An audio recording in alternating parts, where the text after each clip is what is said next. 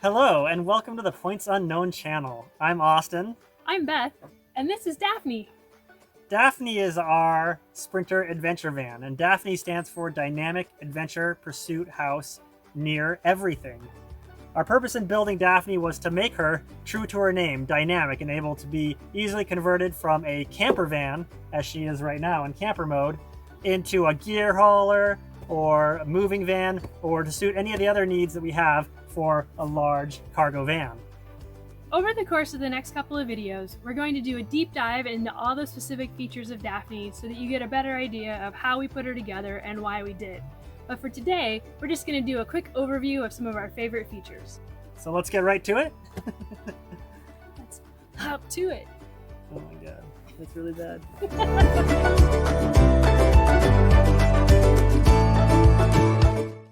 As an adventure vehicle, Daphne has all the comforts of home. We've got a bed, we've got a kitchen, we've got heat, we've got lights, and we've even got this fancy chair. Reach down, push the button, spin her around, and then I just wait for my drink to arrive. Our heater is actually under the passenger seat, which you can kind of see through the window here. We have a S-bar heater, and I also have a 100 amp hour battery in under the seat as well next to the heater. And since we're going for creature comforts, we decided to go full bore. We've got our own travel toilet, which is really nice to have in the middle of the night when you're not really sure what kind of crazy animals are lurking around outside. Also, to ensure that we can make whatever we would like for food during our travels, we've got this fantastic Dometic refrigerator. Got it tied in so it won't move around, but it can be divided into a freezer and a refrigerator, or just have one full open space, and works really well. And it's sitting right next to the kitchen here, so that when we're preparing food or making snacks or whatever, it's just super easy to go from one space to the other. The other fantastic thing about the kitchen is that we've got our own little hideaway sink. We can do dishes in there, we can stash things that we just want to hide from people or whatever, and then just put the lid on it for travel time and we're good to go.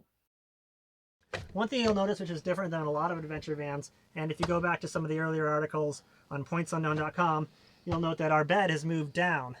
A lot of people like to make the bed up a lot higher.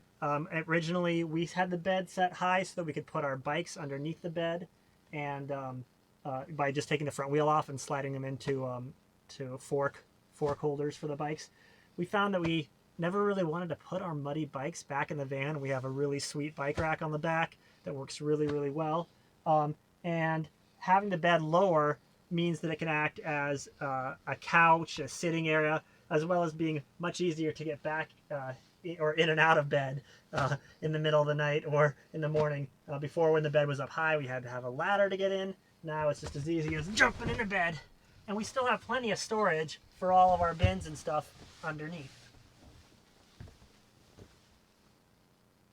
Power in the van is supplied by two batteries. We have two batteries in addition to the starting battery. We have one battery underneath the hood, which is in the factory position for the auxiliary battery. We have another battery underneath the seat, the passenger seat next to the heater. And then all the batteries are routed to a box down here. And this is our main power area. And we've got fuses and other power related bits stored in here as well as the amp for our stereo system and our solar charge controller and a master switch and the main fuse box. Outside the electrical box, we've got a series of switches that give us some power readout for our battery, our current battery condition, as well as a cheap ammeter that shows how much power we're using, the voltage of the batteries, and some other information. We also have a couple other switches which provide for lights at the step, which is that one, I think. as well as these switches allow us to play our house stereo music via a separate Bluetooth controller without putting the key in the ignition or doing anything with the van. We just flip these 3 switches. Hello. Your device is connected. Cue up some tunes. We have our general cabin light, which is on a dimmer switch, so we can go from full power to low power depending on the ambiance we're trying to set. We also have reading lights over the bed area so that when it's time to go to bed, we can kick back with a nice magazine or a book. Enjoy that without having to have the full light power on. And what good is having a cool stereo setup if you can't have your party lights? We've got lots of power outlets all over the van, including a couple up here so that when your phone runs out of batteries because you're recording too many videos for YouTube, you can plug it in and get it charged again. We've got sockets here, we've got another one down there, 2 more back there, and 2 more in the back. So plenty of USB sockets all around. On the roof of our van, we have 3 100-watt solar panels, which combined with our 300-watt inverter give us all the power we need, and find that the solar provides plenty of power for our van.